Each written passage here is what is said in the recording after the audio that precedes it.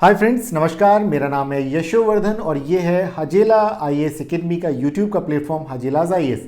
तो दोस्तों, आज हम पिछली जो हमने वीडियो अपना बंद किया था वहीं से आगे हम कंटिन्यू कर रहे हैं। पिछले हमने यस्टरडे के वीडियो में देखा कि पी चिदम्बरम जी ने एक मुद्दा उठाया है, ऑपरेशन ब्लू स्टार को जिस तरह से लागू किया गया था वो तरीका वो कहते गलत है। उनका कहना है कि ऑपरेशन ब्लू स्टार में सेना को शामिल करके बहुत बड़ी गलती की थी प्रधानमंत्री इंदिरा गांधी ने, जिसकी कीमत इंदिरा गांधी जी को अपनी जान देकर के चुकानी पड़ी।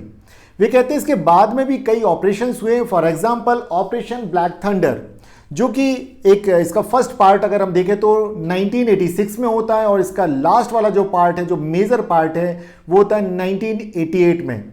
और इन दोनों ही जगह पे हम पंजाब की पुलिस थी या और इसके अलावा नेशनल सिक्योरिटी गार्ड थे और खुफिया एजेंसीज थी, लेकिन सेना को इनमें शामिल नहीं किया गया, तो हताहत भी यहाँ पे कम हुए।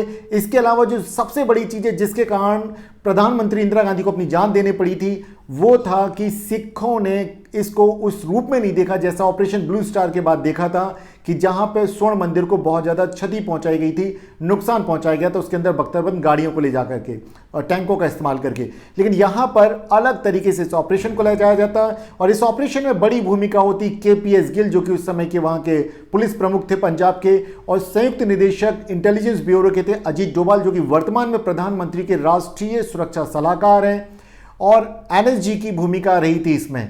और इसके अलावा खुफिया एजेंसीज और एनएसजी के स्नाइपर्स का एक बहुत बड़ा रोल प्ले किया था। और अजीत डोभाल ने तो यहाँ एक गुप्तचर के तौर पे एक स्पाई की भूमिका निभाई थी, जिसमें कि कई सोर्सेज से पता चलता है कि वे एक रिक्शे वाले के भेष में खालिस्तानियों के साथ घुल मिल गए और वहाँ से पूरी इंफॉर्मेशन ला करके सुरक्षा बलों को दी, जिससे कि कम से कम हानि में बेहतर तरीके से इस ऑपरेशन को अंजाम दिया जा सका।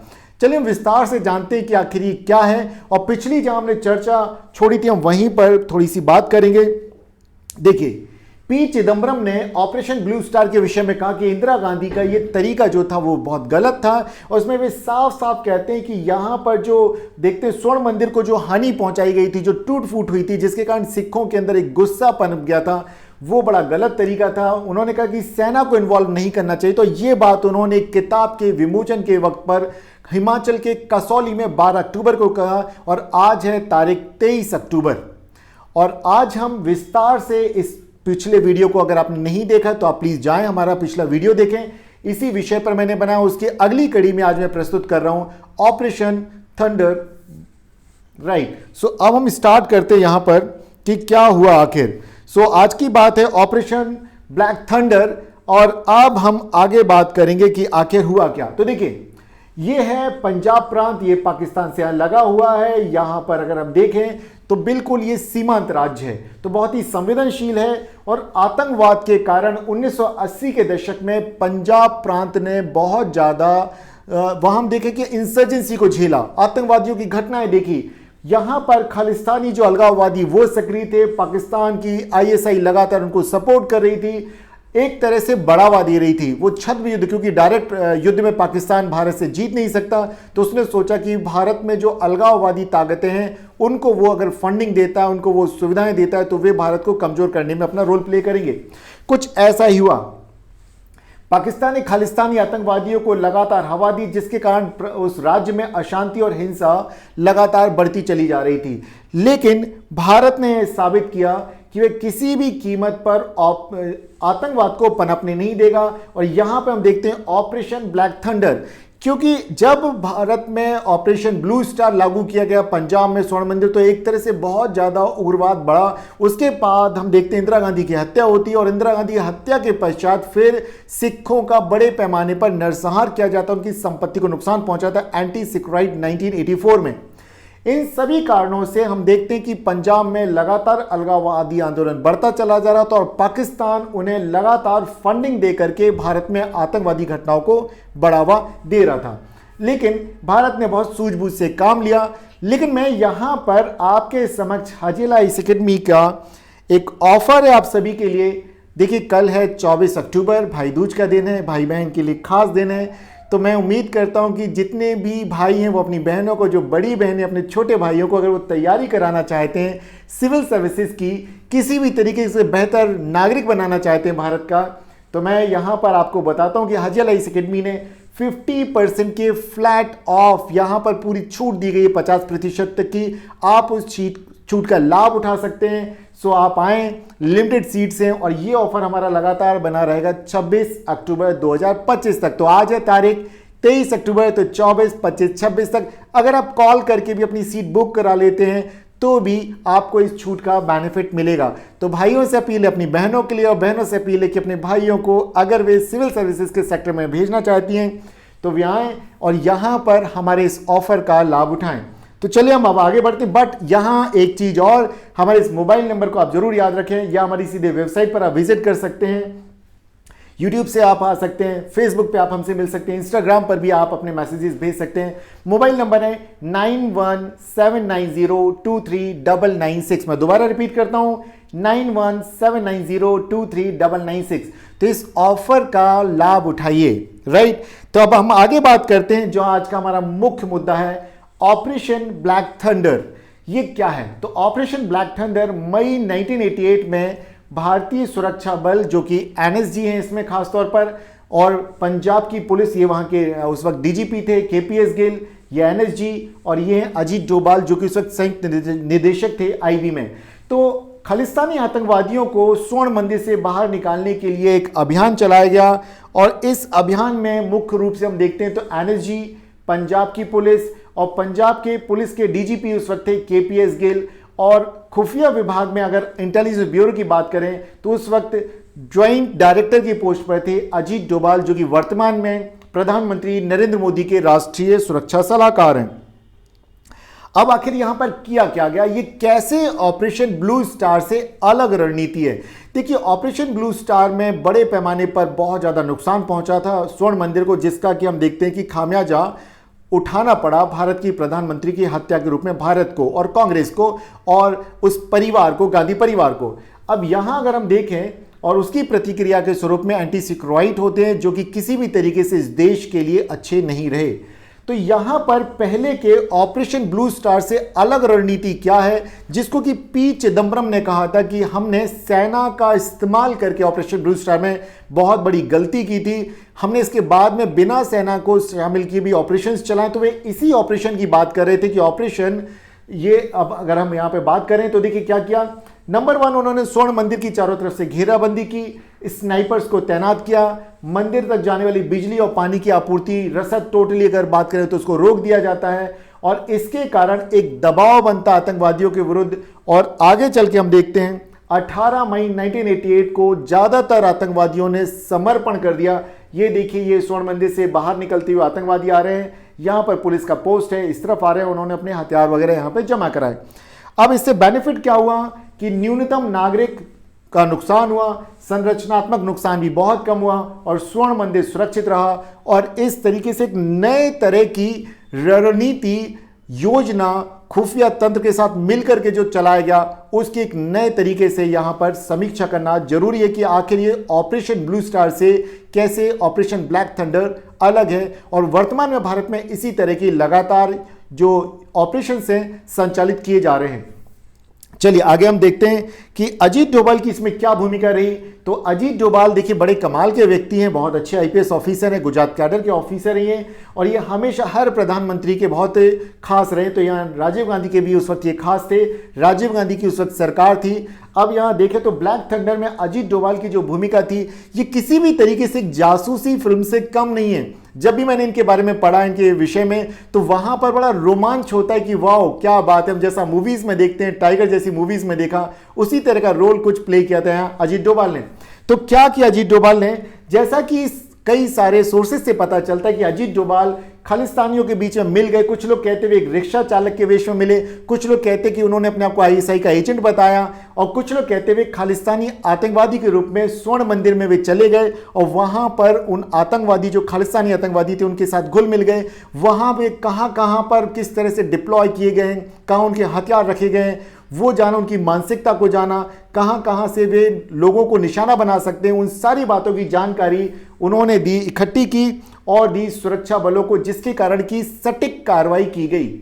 अब अगर ये जानकारी अगर हम देखें, अगर इसी तरह की ब्लू स्टार के समय में रणनीति बनाते तो शायद इतने बड़े पैमाने पर हानि नहीं होती। तो इस रूप में operation black thunder operation blue star से अलग था और बेहतर था।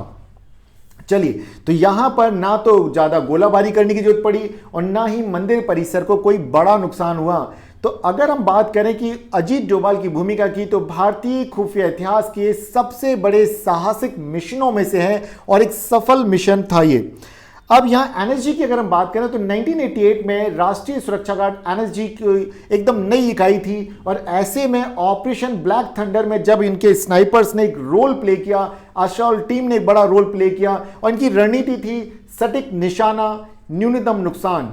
मंदिर को चारों तरफ से इन्होंने घेर लिया, आतंकवादियों की रसद काट दी और स्नाइपर्स ने दूर से निशाना बनाकर के आतंकवादियों को टारगेट किया और इस तरीके से एक कूटनीतिक व मनोवैज्ञानिक दबाव डाला जिससे कि 18 मई तक आते आते जो आतंकवादी उनको लगने लग गया कि उनके पास समर्थन नहीं है ना तो जनता का, और जिस तरीके से उनको घेर लिया गया है, रसद पानी बिजली सब कुछ काट दी गई है। जो ज्यादातर आतंकवादी तो कमजोर हो गए, मनोवैज्ञानिक रूप से कमजोर हो गए, उन्होंने खुद ही हथियार डाल दिए। तो जो कट्टर आतंकवादी थे उनको भी निशाना बनाया गया और आधे से ज्यादा लोगों ने यहाँ पर समर्पण कर दिया। अब इस सबको अगर आप जानना चाहते हैं डिटेल में तो एक किताब है, ये एक पुलिस अधिकारी है सरबजीत सिंह, इनकी बुक है ऑपरेशन ब्लैक थंडर, जिसमें कि इन्होंने काफी अच्छे से इसका विश्लेषण दिया। और एक जो बड़ी बात वे कहते हैं, ऑपरेशन ब्लू स्टार के बाद ऑपरेशन ब्लैक थंडर ने दिखाया कि आतंकवाद से निपटने का रास्ता केवल सैन्य नहीं बल्कि खुफिया और रणनीतिक भी होता है। ये एक बहुत बड़ा अंतर है। लेकिन एक सवाल आता है कि भारत में इस जो क्या ये अपने आप से उभरने वाला आंदोलन था? नहीं, बिल्कुल नहीं था। इसके पीछे था पाकिस्तान और पाकिस्तान की खुफिया एजेंसी जिसे कहा जाता है इंटर सर्विसेज इंटेलिजेंस, जिसे हम शॉर्ट में कहते हैं ISI। इसके पीछे, इस आंदोलन के पीछे था पाकिस्तान और उसका एक सुनियोजित नेटवर्क। पाकिस्तान की रणनीति यहां पर थी कि आतंकवादियों को प्रशिक्षण दिया जाए, उन्हें हथियार उपलब्ध कराया जाए, कनाडा, यूके और अमेरिका में जो सिख प्रवासी हैं उनको भारत के विरुद्ध भड़काया जाए। पाकिस्तान के कोट लखपत, गुजरावाला, पेशावर और अटक में इन आतंकवादियों के लिए ट्रेनिंग कैंप चलाए गए और आज भी ये चल रहे हैं। और अब लेकिन ज्यादातर ये शिफ्ट कहाँ हो गए? मुजफ्फराबाद या POK में, जहां से कि घुसपैठ कराई जाती है भारत में और JNK में जो आतंकवादी घटनाएं जो अंजाम दी जाती है वहां से। इसके अलावा हम देखते हैं बब्बर खालसा इंटरनेशनल, खालिस्तान जिंदाबाद फोर्स जैसे संगठनों को फंडिंग दी गई और धीरे धीरे करके इन्होंने कोशिश की कि दो फ्रंट, मतलब इन्होंने कहा 2 फ्रंट डिस्टेबलाइजेशन की रणनीति पे चले, जैसे कि कश्मीर और पंजाब के आतंकवादी नेटवर्क को आपस में जोड़ दिया, जिससे कि 2 फ्रंट डिस्टेबलाइजेशन रणनीति। लेकिन यहां पर एक और चीज इन्होंने की। देखिए इन्होंने क्या किया कि जो भी ड्रग्स वगैरह की उसकी सप्लाई की ताकि यहां के युवाओं को बहकाया जा सके, उन्हें कमजोर किया जा सके, क्योंकि इस्लाम में ड्रग्स वगैरह नशे की चीजों को हराम माना जाता। तो कश्मीर में वो नहीं चल पाया, लेकिन पंजाब में देखते हम ज्यादातर ये रणनीति इनकी सफल रही। वहां पे ड्रग्स की सप्लाई की गई और वहां पे इस तरह से युवाओं को बहकाया गया, आतंकवादी बनाने की तरफ उनको उन्मुख किया गया। और इसी पर अगर हम देखें तो जैसे कि वहाँ पे सफ़ेदा, सुल्फा या उड़ता पंजाब जैसी मूवीज़ में जो दिखाया गया कि पाकिस्तान में किस तरह से जो सफ़ेद पाउडर या ड्रग्स है या हेरोइन या कोकीन है, इनका क्या दुष्प्रभाव वहाँ पे दिखता है। और राइट, अब यहाँ पे अगर हम देखें तो इस्लामाबाद की जो नीति है वो आज भी बदली नहीं है। वो आज भी भारत को आंतरिक रूप से कमज़ोर करने के लिए लगातार कोशिशें जारी रखे हुए है। लेकिन ऑपरेशन ब्लैक थंडर की सफलता ने भारत की जो नीति में जो बदलाव आया उसे दिखाया कि किस तरह से इस तरह के अंजाम दिए जा सकते हैं ऑपरेशंस को, और सफलतापूर्वक। तो अगर यहां देखा जाए तो यहां पर ऑपरेशन ब्लैक थंडर किस तरह से अलग था, रणनीतिक, सटीक और ये मानवीय था। ना तो इसमें कोई बड़ी सैन्य कार्रवाई की जरूरत पड़ी और यहां पर जो धार्मिक स्थल है उसकी पवित्रता पर भी किसी तरह की आंच नहीं आई। और जिस तरह से रसद को रोक दिया गया, उसको काट दिया गया, किसी भी तरह के कम्युनिकेशन की जो साधन थी इनके पूरी तरह से रोक लगा दी गई। धीरे धीरे आतंकवादियों पे के जो मनोवैज्ञानिक रूप से वे टूटने लग गए और वे वहां पर हम देखते हैं आत्मसमर्पण किया, और जिस तरह से केपीएस गिल ने अपनी रणनीति निभाई, वहां पर पेरेंट्स को समझाया कि बच्चों को वे आतंकवादी घटनाओं में ना जाने दें। धीरे धीरे करके हम देखते हैं कि आतंकवादियों की पकड़ कमजोर हो जाती है और धीरे धीरे पंजाब में शांति लौट आती है। और वर्तमान में भी लेकिन अगर हम देखें तो आज भी पाकिस्तान कभी कनाडा तो कभी यूके में लगातार इस तरह के जो आतंकवादी जो गुट हैं उनको लगातार मदद देकर के भारत को अस्थिर करने की, पंजाब को अस्थिर करने की कोशिश लगातार करता रहता है। लेकिन ऑपरेशन ब्लैक थंडर ने सिखाया कि खुफिया सटीकता, रणनीतिक धैर्य, मानसिक युद्ध कला किसी भी भारी सैन्य बल से ज्यादा कारगर होते हैं। तो ऑपरेशन ब्लू स्टार की तुलना में ऑपरेशन ब्लैक थंडर यहां पे किस तरह से ज्यादा कारगर रहा, हमें यह पता चलता है। और वर्तमान में भी अगर आज भी हम देखें तो हमारे राष्ट्रीय सुरक्षा सलाहकार अजीत डोभाल की नीतियों में वही दर्शन आज भी झलकता है।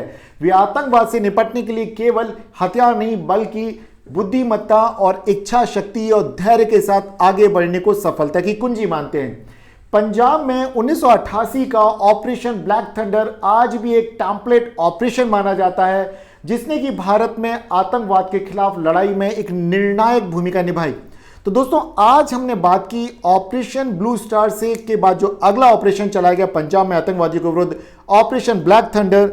तो आपने इसे जाना कि दोनों ऑपरेशंस में क्या डिफरेंस रहा, क्यों दोनों अलग हैं, पी चिदम्बरम ने क्यों ऑपरेशन ब्लू स्टार को इंदिरा गांधी का एक गलत तरीका बताया जिसकी कीमत इंदिरा गांधी को अपनी जान देकर चुकानी पड़ी, और किस तरह से ऑपरेशन ब्लैक थंडर अलग है ऑपरेशन ब्लू स्टार से। आज हमने इस मुद्दे पे बात की। अजीत डोभाल की भूमिका क्या रही, यहां पर केपीएस गिल की भूमिका क्या रही, आनंद जी की भूमिका क्या रही, हमने इन सारे मुद्दों पे देखा। और पाकिस्तान की क्या भूमिका है आज भी बनी हुई है, कैसे हम इन सारी चीजों का मुकाबला कर सकते हैं, इन सारी बातों को जाना। मैं उम्मीद करता हूं कि आज का वीडियो काफी रोचक रहा होगा आपके लिए। आपने कुछ नई जानकारियां आपने सीखी होंगी, समझी होंगी। आप इसी तरीके से लगातार हमारे साथ बने रहे। अगर आपने अब तक हमारे इस चैनल को यदि सब्सक्राइब नहीं किया तो हमारे चैनल को कर लीजिए सब्सक्राइब, बेल बटन जरूर दबा दीजिए ताकि हमारे नए वीडियोस का नोटिफिकेशन आप तक पहुंचता रहे। इसके अलावा इसको लाइक करना ना भूलें, दोस्तों के साथ शेयर करना ना भूलें। कमेंट बॉक्स में बताएं कि आज का वीडियो आपको कैसे लगा। मेरा नाम है यशोवर्धन, फिर मिलते हैं हम अगले दिन एक नए विषय के साथ। तब तक अपनी लर्निंग जारी रखें। नमस्कार दोस्तों।